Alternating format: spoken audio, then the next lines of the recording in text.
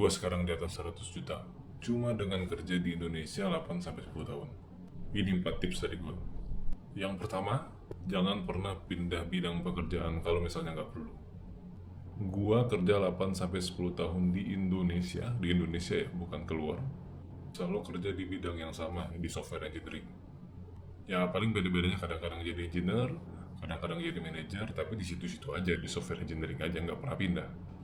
Karena dengan gini, skill gua bakal ningkat di bidang yang sama terus, dan nilai jual gua bakal naik terus-menerus, karena experience yang gua punya itu di bidang yang sama. Paling perubahannya nggak terlalu banyak. Nomor 2, gua usahain sebisa mungkin kerja di perusahaan yang usaha utamanya itu sesuai dengan bidang yang gua kerjain. As a software engineer, gua selalu kerja di pekerjaan yang menjual teknologi ya.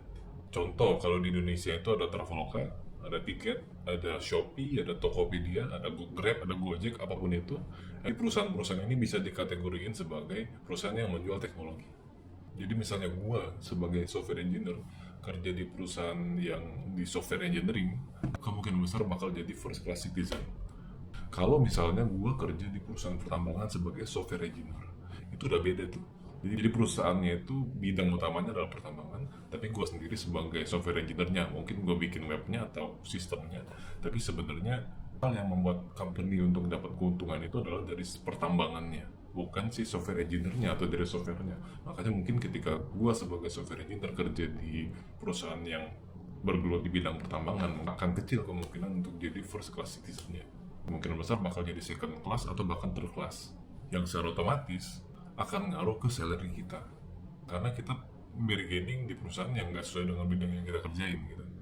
Poin ketiga, jangan pernah hindari yang namanya politik kantor, karena manajer lu itu nggak cuma nyari orang yang skillful oke.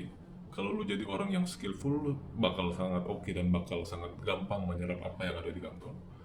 Tapi lu harus ngerti juga ketika ada 2 orang yang harus dipilih oleh manajer lu, dan skill set dari 2 orang ini nggak terlalu jauh beda gapnya, manajer lu bakal pilih orang yang lebih enak diajak kerja, bukan cuma yang skillful doang. Poin keempat, pindah kantor hanya kalau dirasa perlu. Sekali lagi gue ulangin, hanya kalau dirasa perlu. Ini kadang-kadang jadi penyakit nih. Kadang-kadang beberapa orang yang gue ajak ngobrol di 2-3 tahun belakangan, baik itu orang yang gue kenal ataupun yang nggak sengaja ketemu, salah satu penyakitnya adalah cukup banyak orang yang ketika pusing dia pindah kerjaan. 1 tahun pusing pindah, 6 bulan pusing pindah, atau mungkin ya beberapa bulan lah, sekian bulan pusing pindah. Yang jadi masalah adalah di semua kantor itu pusing bos. Jadi kalau lu pindah dari kantor A ke kantor B, itu ya pasti sama-sama pusing, cuma mungkin pusingnya beda aja. Dengan catatan kalau lu kerjanya bener ya. Harus digaris bawah ini, kalau memang kerjanya bener ya, mau di semua kantor pun bakal pusing. Lebih kurang itu 4 tips yang gue share sebagai software engineer. Buat detail lainnya bakal gue post di post berikutnya.